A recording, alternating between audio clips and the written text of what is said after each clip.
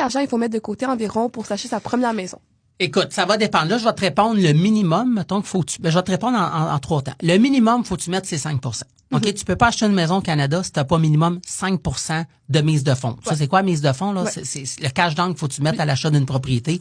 Donc, si tu achètes 300 000, faut tailler minimum 5 15 000.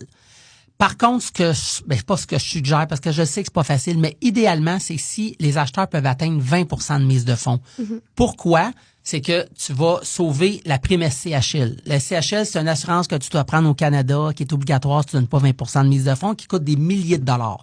Donc, en ayant 20 si tu es capable, tu sauves la SCHL et en plus, tu peux mettre ton prêt sur 30 ans au lieu de 25. Donc, ça va diminuer tes paiements, ce qui est intéressant.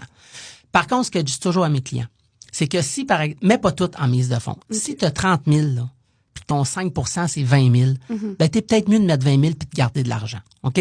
Mets pas tout sur ta mise de fonds pour te retrouver avec zéro dans tes poches après, parce qu'il y a des frais. Il y a ton notaire, il y a ta taxe de bienvenue, il y a ton déménagement. Puis des fois, il y a des imprévus aussi dans la maison. Donc, combien faut que tu prévois? Minimum 5, idéalement 20, mais tout le temps qu'à t'en garder pour des imprévus puis tout ce que tu as à payer lorsque tu déménages. Parfait. Ben, je vais rester en appart. Non. Papa Hypothèque.